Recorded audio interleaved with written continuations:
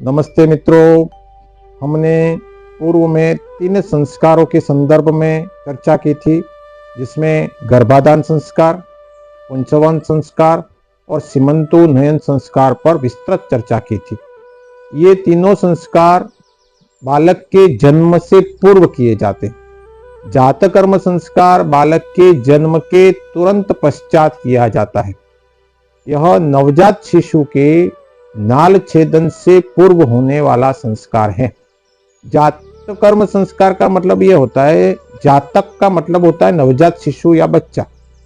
तो उस बच्चे के लिए जो संस्कार किए जाते हैं जन्म के तुरंत बाद, उसको जातकर्म संस्कार कहा जाता है।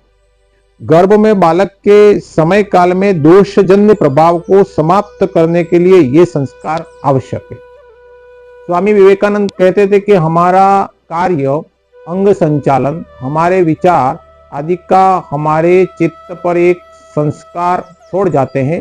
यद्यपि ये संस्कार अपनी दृष्टि में हमें स्पष्ट नहीं दिखते हैं, तथापि वो अवचेतन रूप से हमारे अंदर के अंदर कार्य करते हैं और यह प्रति मुहूर्त हमारे अंदर प्रकट होते। मैं अभी इस मुहूर्त में जो कुछ भी कर रहा हूं, मेरे अतीत के समस्त संस्कारों का ही प्रभाव है।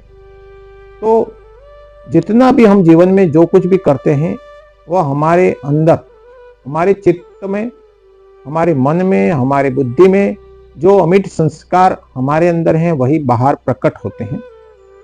तो यह जातकर्म संस्कार है, वह जन्म के तुरंत पश्चात किया जाता है, नाल छेदन से पूर्व होता है। इसको करने के लिए किसी मुहूर्त की कोई इंतजार करने की आवश्यकता नहीं है।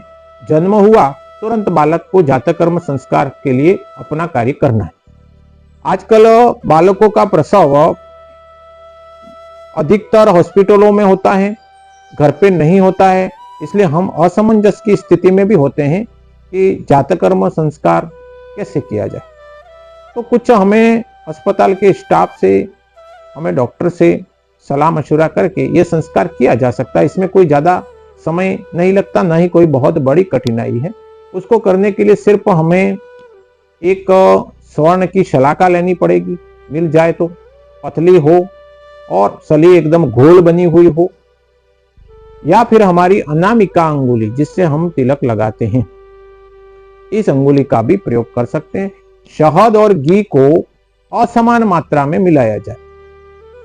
शहद को थोड़ा ज्यादा भी ले सकते हो, घी को कम। ये दोनों बालक के जिह्वा पर स्वर्ण शलाका, सोने की शलाका या सोने की सली से चटवाया जाता है। अगर वो नहीं मिले तो अपनी अनामिका अंगुली से बालक की जीभ के ऊपर रख के उसको चाटने का प्रयास करना है। यह नाल छेदन से पूर्व किया जाता है तो श्रेष्ठ है। उसके बाद भी होता है तो भी कोई दिक्कत नहीं है, परंतु माता का जो दूध है वह पिलाने से पूर्व किया जाता है। ये अपना जातकर्म संस्कार होता है। तो ये जो घृत और शहद है वो इम्यूनिटी सिस्टम को बढ़ाने वाला है।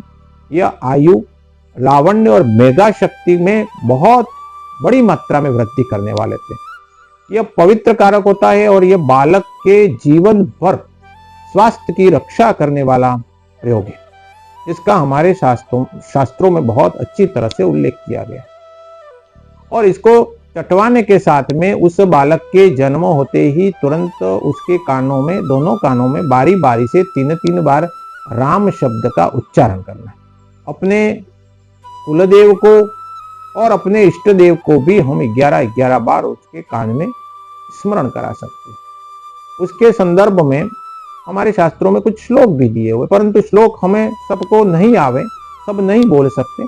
तो बेस्ट यही है, सबसे श्रेष्ठ रूप से तरीका यही है कि भगवान श्री राम का नाम, भगवान श्री कृष्ण का नाम, भगवान भोलेनाथ का नाम, शिव शंकर का नाम, या ओम नमो भगवते वासुदेवाय नमः जैसे मंत्रों को 3-3 बार दोनों कानों में बोला जाए। तो इस तरह से यह जातकर्म संस्कार है, वो बालक के जीवन में गर्भ के पूर्व तीनों संस्कारों में अगर कोई कमी रह गई है तो जातकर्म संस्कार के माध्यम से उस कमी को पूरा करके बालक के जीवन को दीर्घायु बनाना, उसे स्वस्थ रखना, मेगा शक्ति बढ़ाना और वह अच्छा व्यक्ति बने, धार्मिक व्यक्ति बने, आध्यात्मिक व्यक्ति बने, सामाजिक व्यक्ति बने, एक सुयोग्य नागरिक जीवन में बनकर अपना जीवन आराम से व्यतीत कर सके और समाज के भी हितकारी व्यक्ति बने, ऐसा कार्य करने के लिए जातक कर्म संस्कार का बड़ा महत्व दिया है। तो ये चौथा संस्कार है, ये शिशु के जन्म होते ही तुरंत किया जाता है।